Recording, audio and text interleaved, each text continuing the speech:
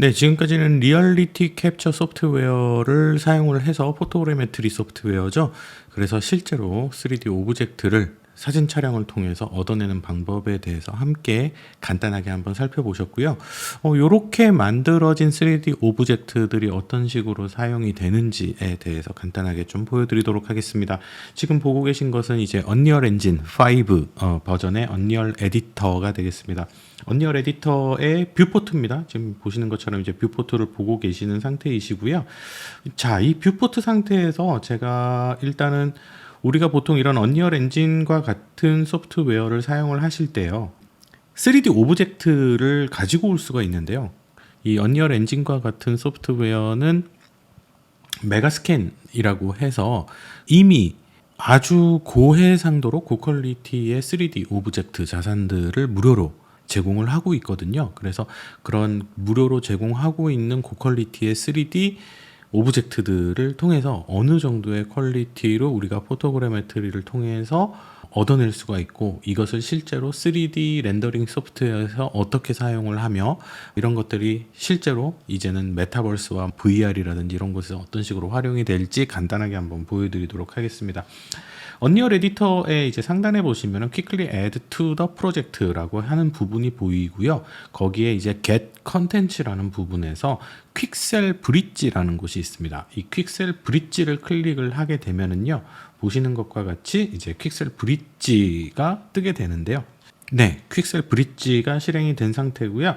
지금 보시는 것과 같이 지금 캐슬 루인스 앤 가든 플랜츠, 뭐 포레스트 등등 좀 요런 그래픽들은 여러분들이 제가 이전에 보여드렸던 시즐 릴이라든지 하이라이트 릴에서 한 번쯤 보셨던 그런 그래픽일 것입니다.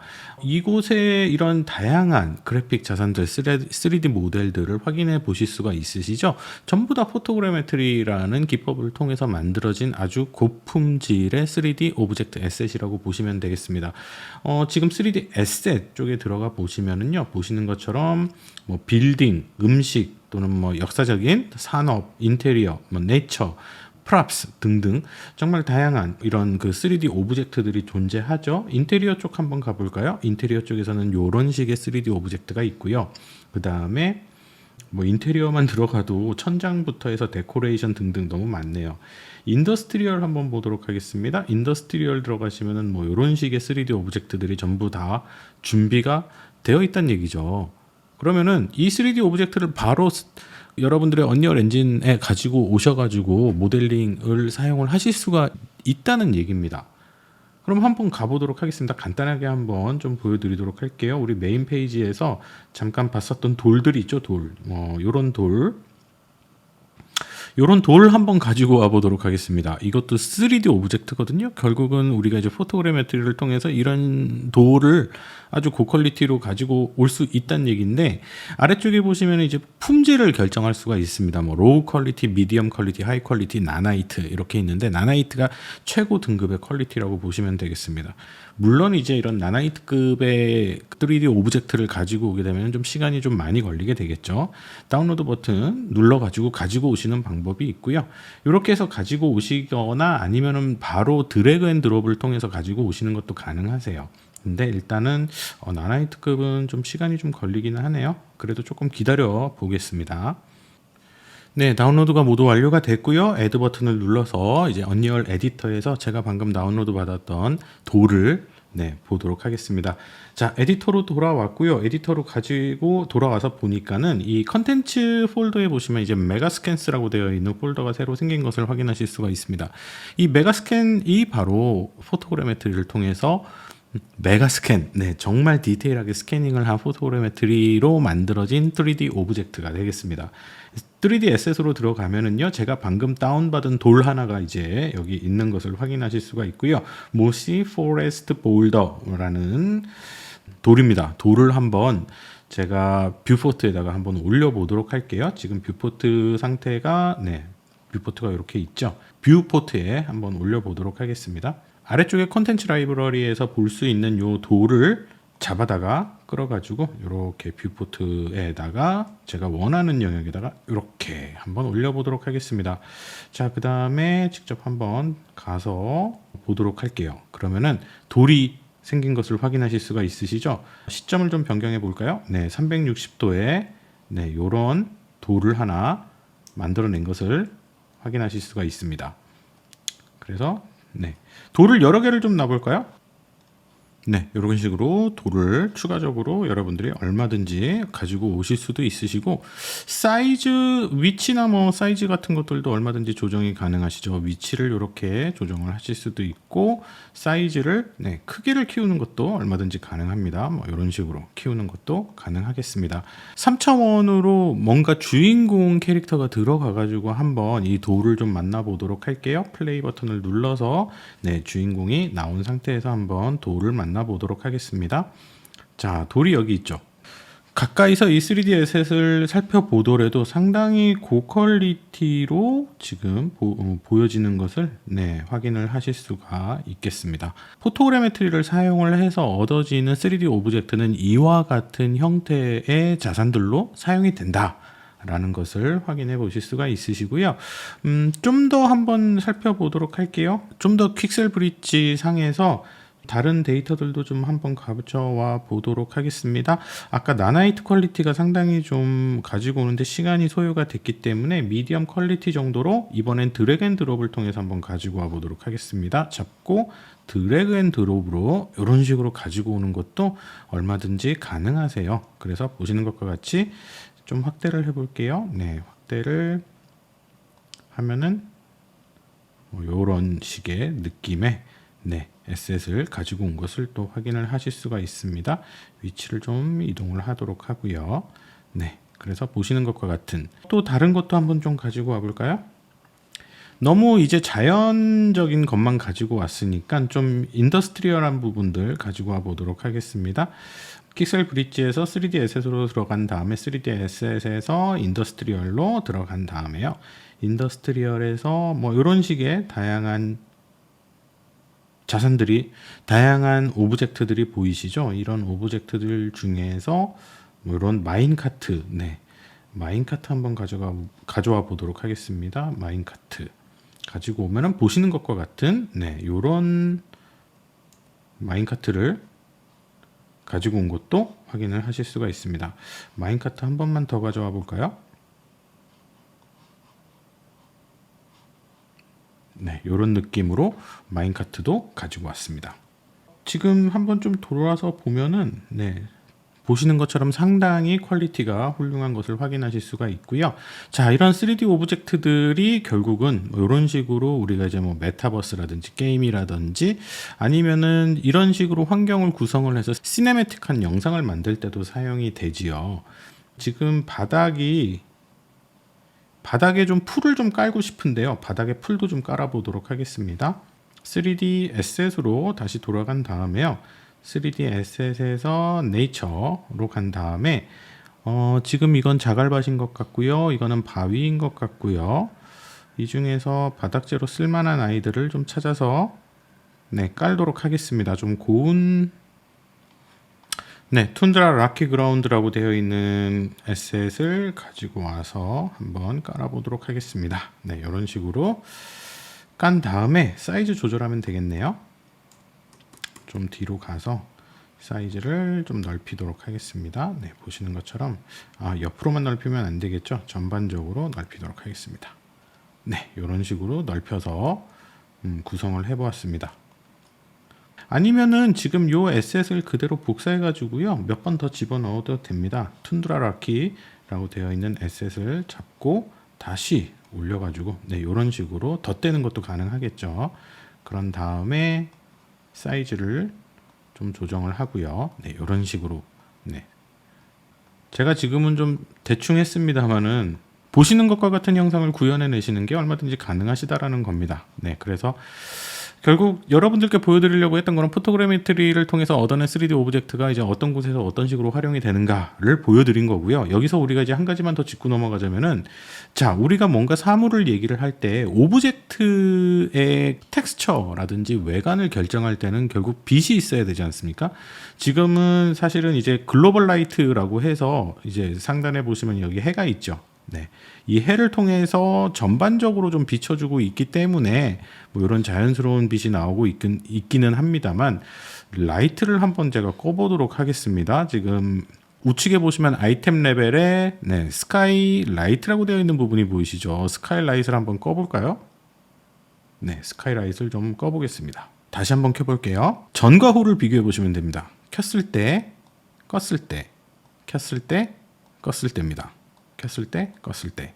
빛의 성질에 따라서, 빛의 종류와 성질에 따라서 오브젝트에 떨어지는, 오브젝트의 외형이 달라 보인다는 것이죠. 참, 위로 올라가서 볼까요? 위로 올라가서 좀 내려다 보도록 하겠습니다. 스카이라이트를 껐을 때, 켰을 때, 껐을 때, 켰을 때의 차이를, 다른 것도 좀 한번 꺼보도록 하겠습니다. 디렉셔널 라이트 꺼보도록 할게요. 오, 다 꺼졌네요. 네, 디렉셔널 라이트, 껐을 때는 이런 느낌. 디렉셔널 라이트를 끈 상태에서, 빛이 없으면 아무것도 안 보이니까요. 당연히 이런 식으로 표시가 되겠죠. 빛을 한번 포인트 라이트로 제가 한번 넣어 보도록 하겠습니다. 포인트 라이트를 이렇게 넣어서 보면은요. 자, 이런 식으로 빛이 어디에 있느냐에 따라서 오브젝트에 떨어지는 빛이 달라지는 것도 확인하실 수가 있습니다. 그렇죠? 제가 빛을 여기다 놓을까요? 네, 여기다 놓으면은 이런 식으로, 뒤에서 좀 바라보다 보겠습니다. 네, 이런 식으로. 네, 그래서 빛에 따라서도, 그렇죠? 네, 빛에 따라서도 오브젝트에 떨어지는, 제가 지금 포인트 라이트를 주었는데요. 이 포인트 라이트를 어디에 줬느냐에 따라서 3D 오브젝트에 떨어지는 빛이 달라지겠죠. 떨어지는 빛이 달라지니까 표현되는 컬러라든지 밝기라든지 이런 부분들이 전반적으로 변하는 것을 확인하실 수가 있으실 겁니다. 이런 부분들이 전부 다 언리얼 엔진과 같은 에디터 안에서 작동을 하는 것이고, 그렇다면 여러분들이 여기서 얻는 시사점이 있으실 겁니다. 자, 포토그래메트리로 우리가 오브젝트를 만들 때, 예를 들면 포토그래메트리를 통해서 지금 보고 계시는 이런 카트를 포토그래메트리로 구현을 한다라고 가정을 할 때, 빛의 그림자는 어떻게 처리를 해야 될까요? 이런 부분들을 유의해서 우리가 포토그래메트리를 해야 될 필요가 있다라는 얘기죠. 360도 전 방향으로 라이팅을 주고 일단 포토그래메트리를 구현을 해야 된다는 얘기입니다. 빛에 대한 처리는 포토그래메트리 당시에 하는 것이 아니고 결국은 지금 보시는 것처럼 언리얼 에디터 상에서 진행을 하게 된다라는 얘기가 되겠습니다. 그건 모든 3D 소프트웨어가 다 마찬가지입니다. 특히나 이제 언리얼 엔진 같은 경우에는 루멘이라고 하는 아주 강력한 라이팅 컨트롤 시스템을 갖추고 있기 때문에 정말 사실적인 빛을 보여주는 것으로 유명하지요.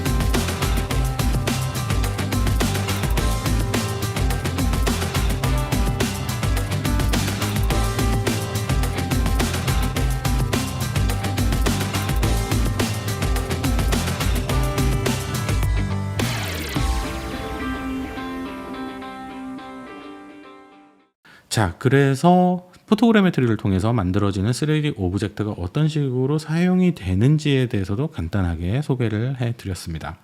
네, 지금까지 긴 시간을 포토그래메트리를 소개를 해드렸습니다. 자, 오후 시간에는 사실 포토그래메트리하고 타임슬라이스 사진에 대해서 소개를 해드려야 되는데, 타임슬라이스 사진 같은 경우에는 별도로 특별하게 제가 소개를 해드릴 부분이 많지 않기 때문에 일단 타임슬라이스 사진이 무엇인지 예제를 들어서 보시는 것과 같이 좀 소개를 해드리도록 할게요. 타임슬라이스 사진이라는 것은 결국 카메라를 어떤 특정 지점에 고정시켜 놓는 것이죠. 삼각대로 고정을 시켜 놓고 시간의 흐름에 따라서 계속 슈팅을 하는 겁니다. 그렇게 해서 뭐 20장 또는 30장의 사진을 찍는 거죠. 계속 고정된 위치에서, 절대로 삼각대가 흔들리거나 움직이면 안 되겠죠. 고정된 위치에서 보시는 것과 같은 이런 풍경 사진을 찍는 것이죠. 1시간에 한 번씩 또는 뭐 30분에 한 번씩 이런 식으로 찍으신 다음에 그 사진들을 포토샵에서 전부 다 레이어로 올리시면 됩니다. 레이어로 올리셔가지고, 그러면은 레이어가 예를 들어서 24장의 사진을 찍으셨다면은 24장의 사진이 전부 다 레이어로 들어가서 24개의 레이어가 되는 것이죠. 그런 다음에 정말 다양한 형태로 여러분들이 슬라이싱을 하실 수가 있으시죠. 주로 이렇게 세로로 슬라이싱을 하신다든지 가로로 하신다든지, 아니면은 좀 다이나믹하게 슬라이싱을 하셔가지고 원하시는 부분, 보여주고 싶은 부분만 레이어를 활성화시키면 되는 거거든요. 그렇게 만들어지는 게 타임슬라이스 사진이고, 이 타임슬라이스 사진 같은 경우에는 여러분들이 포토샵에서 간단하게 레이어 작업만 하시면 되는 것이기 때문에, 그리고 여러분들이 원하시는 셀렉션, 영역 선택만 하시면 간단하게 해결할 수 있는 부분이기 때문에 기술적으로는 그렇게 크게 어려운 부분은 없다고 생각이 됩니다. 그래서 지금 보시는 것과 같이 여러 타임슬라이스의 유형에 대해서 여러분들께 소개를 해드리는 것으로 간단하게 설명을 드리면 되지 않을까 생각이 됩니다. 포토샵 레이어로 하시면 된다라는 정도로 정리하면 되지 않을까 생각이 돼요. 자, 그래서 오후 시간은 포토그래메트리하고 타임슬라이스 사진에 대해서 소개를, 좀 포토그래메트리에 조금 더 중점을 두고 포토그래메트리에서 실제로 3D 오브젝트로 운영되는 과정, 그리고 정말 그 포토그래메트리의 결과물의 끝판왕인 메가스캔에 이르기까지 소개를 해드렸습니다. 오후 시간까지 여러분들 수강하시느라고 너무 수고 많으셨습니다. 관련 문의사항이 있으신 경우 언제든지 연락 주시기 바랍니다. 이렇게 여러분들을 찾아뵙게 된 것도 좋은 인연이지 않을까 생각이 됩니다. 그래서 VR 사진 또는 AR 사진 또는 보시는 것 같이 이제 포토그래메트리, 그리고 언리얼 엔진, 타임슬라이스 이런 사진뿐만이 아니고, 사실 제가 주요하게 몸담고 있는 분야는 이런 사진보다는 인공지능이거든요. 그래서 이제 인공지능 쪽, 특히나 이제 텐서플로우와 같은 그런 인공지능까지 4차 산업 기술이 좀 활용이 된 그 비주얼하게 4차 산업 기술이 사용되고 있는 부분들에 대해서 대학에서 강의를 진행을 하고 있고요. 특히나 이제 어떤 시각예술과 4차 산업 기술들에 대한 그런 강의를 주력으로 진행을 하고 있습니다. 그래서 관련된 문의사항이나 협의가 필요하신 경우 언제든지 열려 있습니다. 언제든지 연락 주시기 바랍니다. 자, 그럼 오전 시간, 오후 시간 하루 종일 저와 함께 좀 많이 지루하셨을 수도 있는데요. 수고 많으셨습니다. 그럼 마치도록 하겠습니다. 감사합니다.